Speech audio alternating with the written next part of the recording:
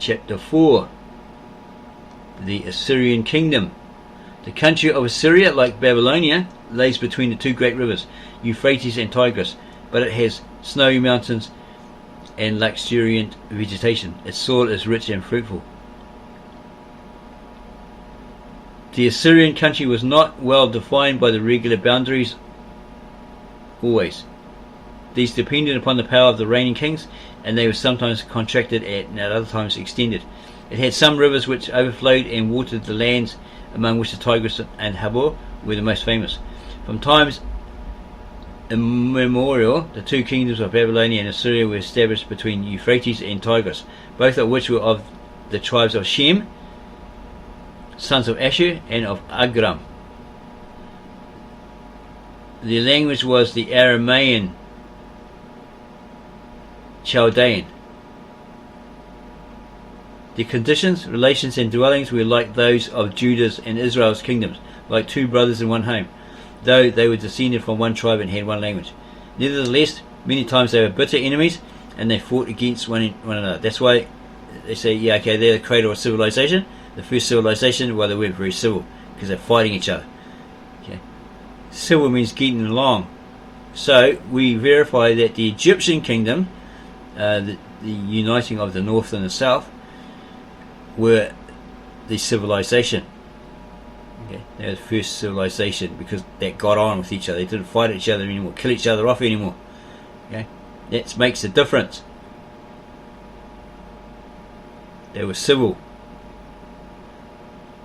The Syrian kingdom can be divided into two parts. Its history is known from two sources. The first is the holy history of the Old Testament, and the second, the writings upon stones, manuscripts, bricks and plates that have been excavated from the ruins of Nineveh and other places, and the names of some of the kings which are found from these sources are mentioned in the Old Testament. But the greater part of their history is known from the writings that are found on the plates mentioned above. So you match the historical, archaeological findings with the Bible, and you get facts. Okay, so no one can say, "Oh, it's all made up, it's all fairy tales," because it has historical facts there. Okay, in relation to the history known through the archaeological tablets, let's say cuneiform, etc., that was found, the artifacts that were left behind. Again, this history has two divisions. One at the beginning of the kingdom, see Genesis 10:11, saying Ashur came from the land of Shinar, built Nineveh, Rehoboth, Calah, Rezin between Nineveh and Calah. This reign continued to the year of 1250 BC. The second division from 1250 BC to the year 625 BC. The first king Ashur, the son of Shem, founded Nineveh. And he is, it looks like there's a stele here, stele of Shamasha II, height 7 feet 2 inches, British Museum.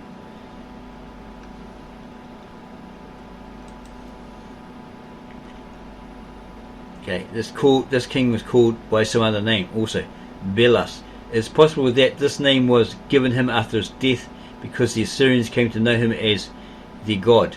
The second king was Ninus. Some of the ancients think that it was he who built Nineveh, but the real builder of Nineveh was Ashur. But it may be that Ninus rebuilt it, therefore the city was called after his name. The third king was Shamaroshk. The fourth king was Arioch, the king of Elasar, Genesis 14:1. And here the history is interrupted until the year 1800. From this date, Shamish Dagin reigned. Shamish bin reigned in Elasar of the Old Testament. Again, it is said that the following writings are found in the ruins of Elasar. A. Shamish bin, the commander of Nippur, the superior head of Calneh, the lamp of Arak, the lord of Akkad, the king of Nineveh, and the king of Sumer and of the Akkadians. Sumaire and of the Akkadians. B. Shamish bin Patish of Ashur, their god. He was the son of Shamish Dagin, who built the temple for the god. Ashur, the title. Patish, which is mentioned in the old historical writings, is always joined to a name. Possibly it has the same meaning as the suffix. Pull. 2 Kings 15:19. It may be that this title, Patish, means a priest or a deacon, because the Assyrian kings, in their relation to their god Ashur, carried always a religious title also attached to their names. So you have like Ashurbanipal, Ashurbanipal, etc., etc. The kings following Shamishbin became weak, therefore Babylonia rebelled and came out of their control. The following are their weak kings: Tog Labil, Amatok, Ashur-nidar, Nabodagin, Ashur-Kiksur, Huli Kukukas, these are very hard names, Ashur-Bakid. Ashur-Bakid began to reign 1540 BC. He was a brave and great warrior king. He built some temples and palaces in Elsa and Nineveh. Then after this king reigned Ashur-Bil-Nisu until 1410 BC. Kisru Ashur reigned until 1390 BC. Ashur-Baled reigned until 1317 BC, etc., etc.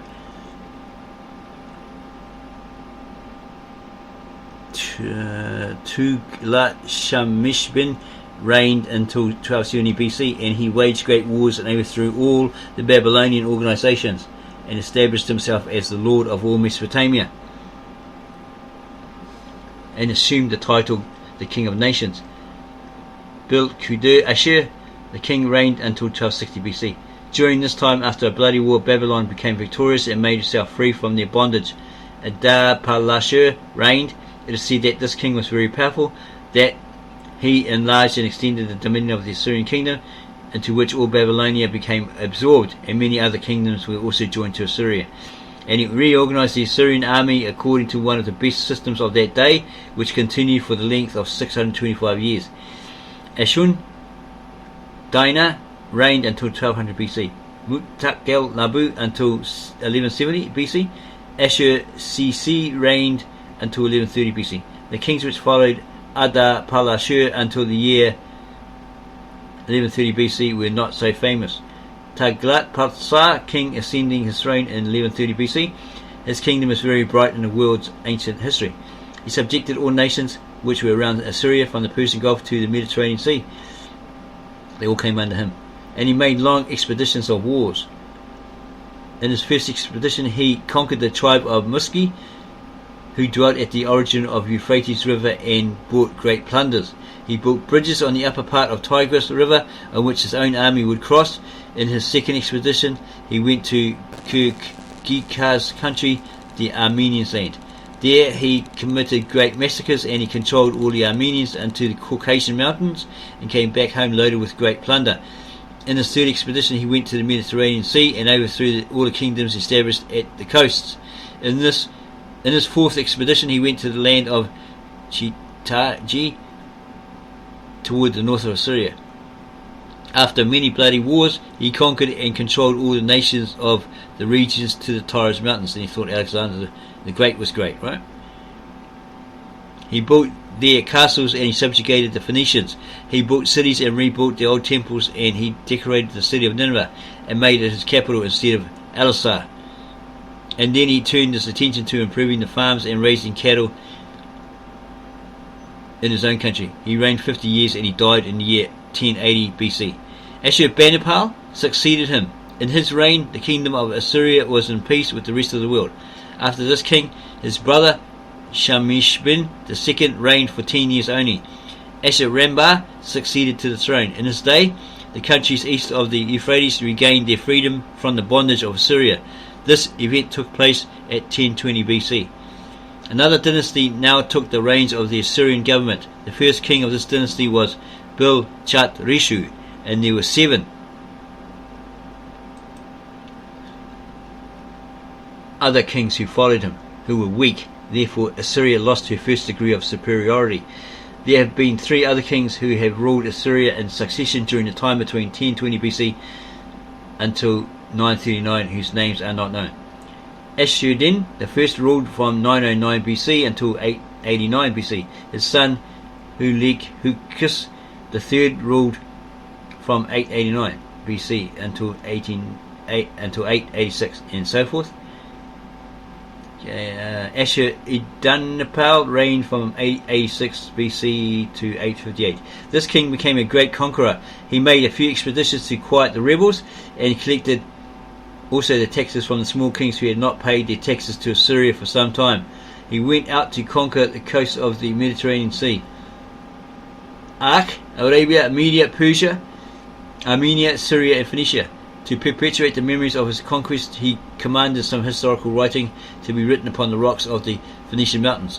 He had good organization, system, drill and equipment for his army, carriages and ladders of iron, bridges bound together for crossing streams and rivers, and all other things necessary for intended expeditions and possible wars. The taxes and toll that he used to take from the various countries were the following: gold, silver, iron, lead, timber, house utensils, wheat, flaxseed, wool, woven dresses, oxen, sheep, horses and donkeys. This king Edanapal demanded of one of the small kings of the Hittites the yearly tax, which were the following: chairs, tables, woven dresses of wool and flaxseed, the war carriages, ivory, the golden images, 20 talents of silver, 1 talent of gold, 200 talents of brass, 100 talents of iron, 1,000 oxen and 10,000 rams. This king rebuilt the city of Calah, which was situated south of Nineveh, the ruins of which even in our day testify to her grandeur and once famous structures. He brought subjects to Calah to inhabit it. The ruins of the temples and palaces which he built also commanded the admiration and awakened the curiosity and interest of the sightseers. He dug a ditch between the river Euphrates and Upper Zab for bringing down timber, which was cut in the mountains of Lebanon. He used to begin his letters in the following manner: I, the king Edanapal, son of Tiglatin II, by the will and power of Ashur, my God, command. His son, the king Shalmaneser II, reigned from 856 BC until 823. This king, like his father, was a brave soldier. He made 31 expeditions of war. 25 times he crossed the Euphrates River, 9 times he ascended the Emmaus chain of mountains for the purpose of cutting timber and mining stones for buildings.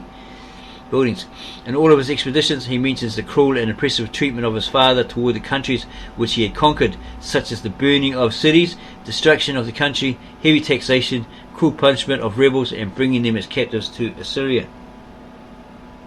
In one of his expeditions he raised an army of 120,000 soldiers for the purpose of punishing 12 small rebel kings, while these kings had on the battlefield an array of 4,810 carriages of war, 8,200 horsemen, 99,900 foot soldiers, and 1,000 camels. These 12 small kings were defeated and lost heavily. 10,000 were killed, 14,000 of them were tortured in various ways to death, and a great number of them were brought as captives to Assyria. But the Assyrian army suffered but small losses. 2,800 were killed. And there's like a homage to Shamasha or Shamas, tablet from Sippara. This king Shalmaneser on the other side of the Euphrates River built a castle which was named after him, and an Assyrian colony was settled there.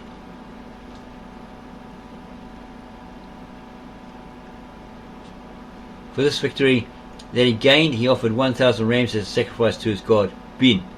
And he made another expedition to Armenia, and he came to the Caspian Sea. From there he conquered everything in his way, as he was going to take captive the king of Kranasir near the lake of Van. Many times, accompanied by great armies, he went to Media and Persia, and he laid on them heavy taxes. But the greatest enemy of the Assyrians were the Hittites, who were dwelling on the borders of the Mediterranean Sea to the west of Assyria. He defeated the Hittites in the famous city Kumil, where his laws had been rejected. In one of the writings of Shalmaneser are mentioned the names of Ahab and Yahu, the king of Israel, and also the names of Bahidad and Hazael, the kings of Damascus. He made them pay taxes to the Assyrians. He introduced many reforms in his country and built many castles and cities, and he transplanted the inhabitants of Syria to the northwestern part of Mesopotamia, and there he settled Assyrians. He built a temple to the memory of his conquest. Though this king was cruel, he was true to his pledges and often willing to forgive. In the last days of his reign, his youngest son, whose name was Ashur-dan-nil-gabal, rebelled against his father, and 27 cities, among which the important one was Abela, followed him. Shamishbin III, his son, reigned from the year 823 to 18 BC. This king also cruelly punished the rebels. He burned and destroyed many cities. In Akkad he put to death about 30,000 captives in a cruel manner. He was a bloodthirsty king. So this was the reign of the tyrannous Assyrians, who became very, very feared. After him ruled his son Bilnirari, or Bilhuliksus, 18 to 781 BC. He extended the borders of his kingdom to Bactria. He reigned over Media and Persia, Armenia, Georgia, and part of Asia Minor.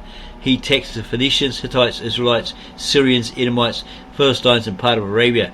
He decorated Nineveh and Babylon by building in these two cities beautiful temples and palaces. His wife's name was Samuramit, or Semiramis Shamiram, who was very famous universally in the ancient history of Western Asia.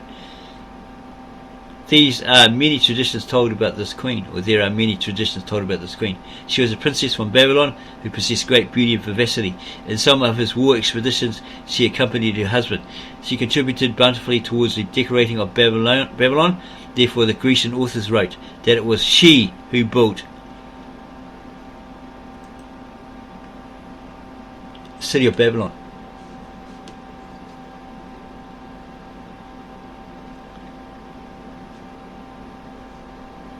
And after her husband died, she ruled. Therefore the Babylonian authors wrote her name in the chronology of the kings. Shalmaneser III ruled 781 to 771 BC. This king made many war expeditions, and he was very popular and well known. In connection with the victories he won, and the monuments he erected like his father. Ashur-din the second ruled 771 to 753 BC. In this days there was a great mortal epidemic sweeping over his country, and there were eclipses of the sun. So there was a famine, right, over the land. There's a bas relief of Tiglath-Pileser II, Nimrod, British Museum, height 44 inches. It's a depiction of their army going to battle. Ashur-licus reigned 753 to 747 BC. This was the last king of this dynasty. He did not distinguish himself. In his days the Assyrian kingdom became weak because Arbak, the governor of Media, Raidun, and Belash, the general commander of war of Babylon, together rebelled against the king. They went to Nineveh and destroyed it. Then Belash, an Assyrian king, reigned for some time. Tiglath-Pileser reigned 745 to 727 BC. He was the first king of the new dynasty. His residence was in the city of Kala. He had some royal blood in his veins, though some of his distant ancestors. He enlarged his country eastward more than all the Assyrian kings before him. He conquered Parthia, Herat, Acacia, part of India, part of Scythia, all of Asia Minor, Georgia, Phoenicia, the land of the Hittites, the northern part of Arabia. His expeditions were bloody and destructive. He burned many cities and destroyed many castles. In one of his writings he remarked, "I have grounded the children of Imugaji as they ground the wheat." So is he saying that he killed them while they were gathering this wheat?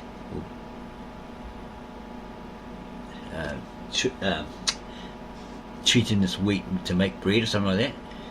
He moved captives to Assyria, and he replaced them by Assyrians. He sent immigrants from Assyria to Syria, Phoenicia and Palestine, and from these countries he brought people and settled them in northern and southern Mesopotamia. He moved captives to Assyria, and he replaced them by Assyrians. He sent immigrants from Assyria to Syria, Phoenicia and Palestine, and from these countries he brought some people and settled them in northern and southern Mesopotamia. He divested the petty kings who paid tribute to Assyria of their power and increased the authority of his own governors. Some of these petty kings are mentioned in the Old Testament as F.E. 2 Kings, or maybe for example, I'm not sure what that F.E. is, 2 Kings 15, 1929. Menahem, king of Israel, paid the Assyrian king Pul 1,000 talents of silver, that his hand might be with him to confirm the kingdom in his hand. Ahaz, the king of Judah, sent messengers to Tiglath-Pileser, king of the Assyrians, saying, I am thy servant and thy son. Come up and save me out of the hand of Syria and out of the hand of the king of Israel, who rise up against me. That's 2 Kings 16:7. It's probably the Israelites and the king of Rezin coming up against them. The Assyrian king supported Ahaz and sent an army which took Damascus and carried away the inhabitants as captives to Media. In the years 734 to 732 BC, when Pekah was the king of Israel, Tiglath-Pileser, Kadesh, Hazor, Gilead, Galilee, and all the land. Tiglath-Pileser came and by force of arms captured Ejan, Abel Beth Makkah. That'll be the house of, looks like Abel Beth, maybe in Hebrew that's house or something. Not really sure. Okay, we will just not go there. Genoa, Kadesh, Hazor, Gilead, Galilee, and all the land of Naphtali, and carried the inhabitants as captives to Assyria. 2 Kings 15:29. Shalmaneser IV, the Assyrian king, reigning from 727 to 721 BC, when Ahaz was king of Judah, and Hoshea reigned in Samaria, took the city after a siege of 3 years and carried Israel away into Assyria and placed them in Halal and Habor by the river Gozan, and in the cities of the Medes. 2 Kings 17:6. Sargon was at that time in command of the Assyrian army and later succeeded Shalmaneser as king. Whether Sargon killed his predecessor, nobody could tell. Sargon ruled over Assyria from 721 to 705 BC, and during his reign he greatly extended the territory of the empire. He subdued many kings and gained power and prestige as no other Assyrian king before. In all his wars he was victorious. He had 15, and he captured Syria, Asia Minor, Armenia, Media, Bactria, the country of Elam, Parthia, a part of Arabia, etc. Egypt paid tribute to him. When Sargon had finished his wars of conquest, he tried to develop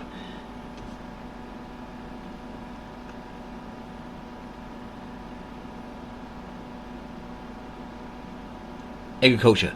He built important irrigation works utilizing the rivers Tigris and Euphrates.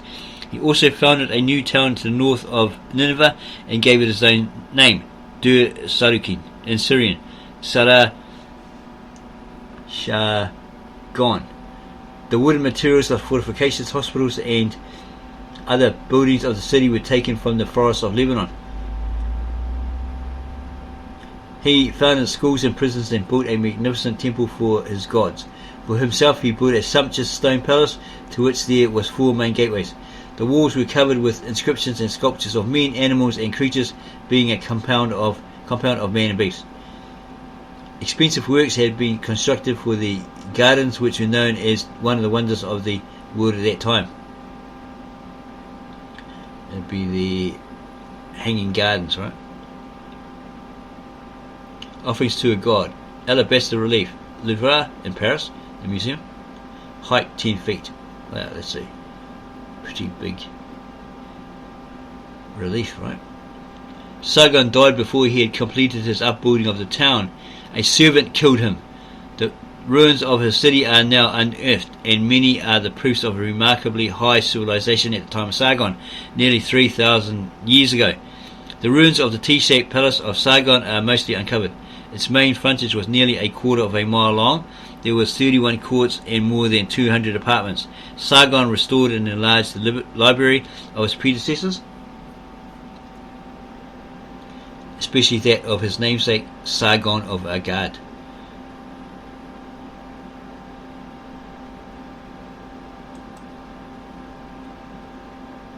Explorations going on from 1845 till now have proved that the immense mounds of ruins located around Kojunjik, opposite Mosul, on the east bank of the river Tigris, not only represent Nineveh.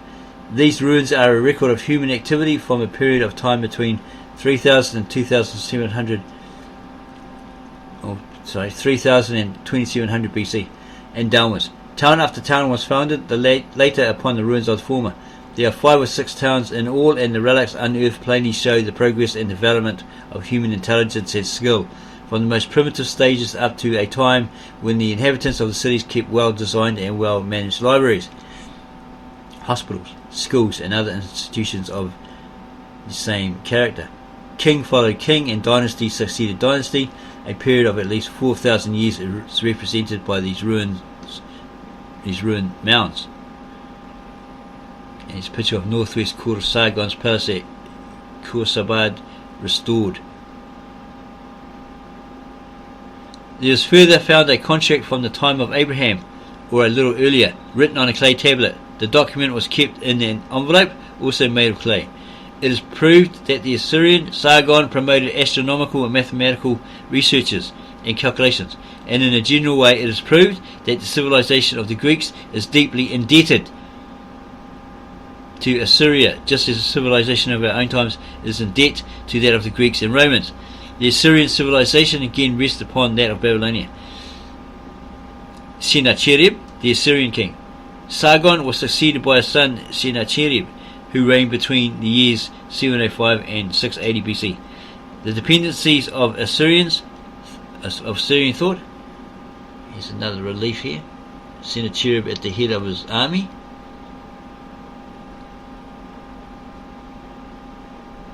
So the dependencies of Assyria thought that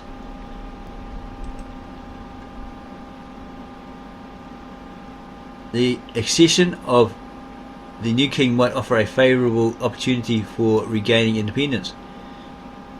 And one after another of the petty kings declared that they would not yield obedience to Sennacherib. The king had to go to war. He first attacked Merodach Baladan, the king of Elam, Armenia and Chaldea, and defeated him in the hard-fought battle near Kahulis, in which the Assyrians made many captives and took much booty. A little later, Sennacherib directed his forces against Syria, and after that he undertook a military expedition into Arabia, conquered territory, and carried away 7,200 horses and mules and 5,330 camels. Sennacherib also had to fight the cities of Judah, was victorious, and destroyed 44 towns. He made 20,000 captives who were sent to Assyria together with numerous horses and camels. Hezekiah, the king of Judah, sent him 300 talents of silver and 30 talents of gold, and implored him not to be harsh to the people of Judah. The only Semitic gold coin known from the time in question is the Mane or Mina, in value rather more than $900 or more. A talent of silver was in value about $1,710. After this reckoning, Hezekiah sent Sennacherib at least $540,000 in our money, and at his time an enormous amount. 2 Kings 18:14. But the Syrian king did not listen to the intercessions of Hezekiah.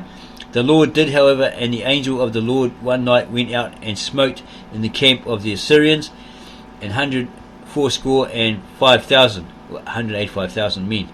2 Kings 19:35. When Sennacherib came back home, he punished the captive Jews for what his army had suffered. Like his predecessors, Sennacherib enlarged and beautified the city of Nineveh. He laid out magnificent gardens and built himself a palace on a larger scale than anybody ever had tried. He did much for the improvement of agriculture, and the Assyrian army was put on a better footing than ever before. In the year 680 BC, he was murdered by 2 of his sons, but a long time after his death he was worshipped like a god. In the mountains of Kurdistan, near the river Azin, in the village Babian or Bavian, sculptures and inner form inscriptions tell of the wars, victories, and other great deeds of Sennacherib. Esarhaddon or Sakhaddin. It is recorded 2 Kings 19:37, Ezra 4:2, and Isaiah 37:38, that after Sennacherib, his son Esarhaddon ascended to the throne, he reigned from 680 to 667 and resided partly in Babylon and partly in the city of Calah, where he built an extensive palace for himself. In the very latest expeditions, ruins of the city have been unearthed, and the remnants of Esarhaddon's palace were found in one of the many inscriptions covering the walls. The king in this way records his own doings. Esarhaddon, the mighty king, the king of the world, the king of the country of Ashur, who erected the great images of the gods of Babylon. Esarhaddon, the king of Egypt, the king of the four. And it's a chronology of the kings of Assyria.